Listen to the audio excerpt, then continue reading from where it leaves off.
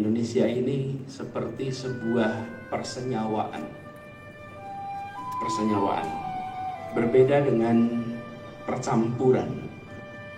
Apa bedanya? Persenyawaan itu dicampur tapi membentuk unsur baru. Kalau percampuran itu tidak menghasilkan unsur baru. Itulah bedanya persenyawaan. Kalau persenyawaan yang paling mudah ini air depan kita ini. Itu hasil persenyawaan. Antara apa? Kita semua tahu, oksigen dengan hidrogen.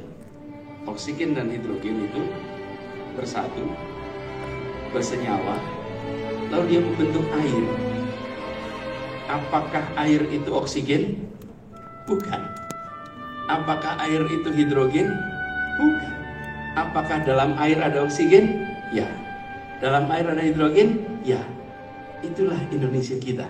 Unsurnya begitu banyak, membentuk satu entitas baru bernama Indonesia yang di dalamnya ada begitu banyak unsur di dalam. Tapi Indonesia jelas bukan Batak, Indonesia itu bukan Sunda, Indonesia itu bukan Jawa, dan Indonesia ini bukan Manado, bukan Timor. Indonesia adalah entitas baru yang terbentuk atas persenyawaan. Mengapa ini penting untuk kita sadari bersama? Karena ketika kita sudah menjadi Indonesia, maka kita harus memperkuat identitas keindonesiaan kita. Itu harus dijaga terus menerus. Walaupun ini yang unik juga, menjadi Indonesia tidak harus menghilangkan kesukuannya. Yang Sunda tetap Sunda, yang Jawa tetap Jawa, yang Batak tetap Batak, yang Tionghoa tetap Tionghoa, tetapi juga menjadi Indonesia.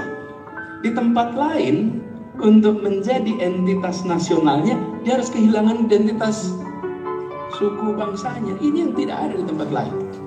Dan penanda dari identitas itu, yang tadi rumahnya kita lihat di pameran, adalah kesepakatan bahasa bersama, bahasa persatuan, bahasa Indonesia.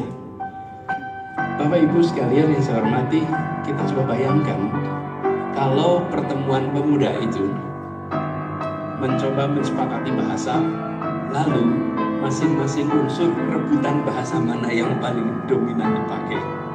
Kira-kira secara jumlah pengguna paling banyak itu bahasa Jawa.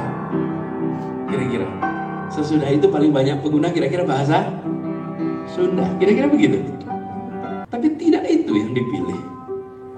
Tidak itu yang dipilih. Dan saya bayangkan kalau Bapak Ibu menjadi utusan Jong Java, pulang kampung ditanyain semua orang di kampungnya, jenengan ini pripun toh gitu. Panjenengan tidak memperjuangkan bahasa kita jadi bahasa kebangsaan kita. Kenapa diterima bahasa orang seberang itu? Jangan bayangkan ada Indonesia masa itu. Masa itu tulisan Sumpah Pemuda itu di bawahnya tertulisnya apa?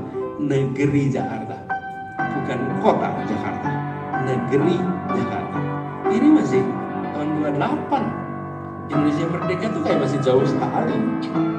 Tapi sepakat satu bahasa. Dan bahasa itulah yang mempersatukan kita hari ini. Betapa indahnya pertemuan bangsa Indonesia ketika siapapun yang berbicara tidak perlu dapat terjemah yang menggunakan mikrofon menerjemahkan ke bahasa yang ada di sini.